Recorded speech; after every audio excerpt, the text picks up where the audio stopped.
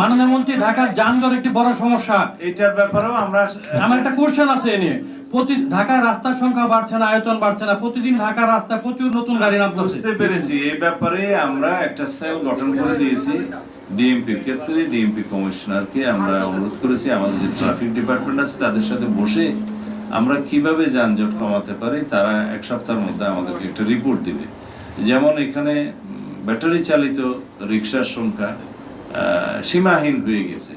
VIP root সহ main root যেখানে আছে, যেখানে নন মোটরাইজ ভেহিকেল চলার কথা না, সেই জায়গায় অসংখ্য এই ব্যাটারি চালিত গাড়ি চলেছে। এটা কিভাবে নিয়ন্ত্রণ করা যায়, এবং আজকে আমরা বলেছি পরীক্ষামূলকভাবে উত্তরা থেকে যেটা এয়ারপোর্ট রুট থেকে শুরু করে এই বিআইপি রুট হয়ে সচিবালয় হয়ে এই রুটটা, যেটাকে আমরা বিআইপি রুট হিসেবে জানি, এইখানে প্রাথমিকভাবে আমরা এই চলাচলগুলো সীমিত করব, নিয়ন্ত্রণ করব ব্যাটারি চালিত গাড়ি।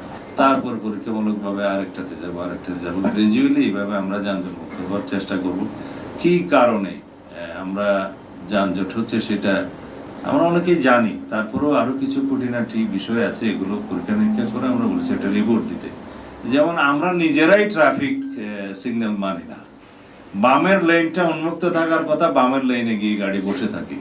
তো এগুলোর জন্য আমরা সিটিজেন হিসেবেও আমরা দায়ী। আমরা এই সচেতনতাটা আবার সৃষ্টি করতে চাই, যাতে আমরা প্রত্যেকেই ট্রাফিক আইন মেনে চলি এবং ট্রাফিক পুলিশকে সহযোগিতা করি, তাহলেও কিন্তু অনেকটা সমাধান।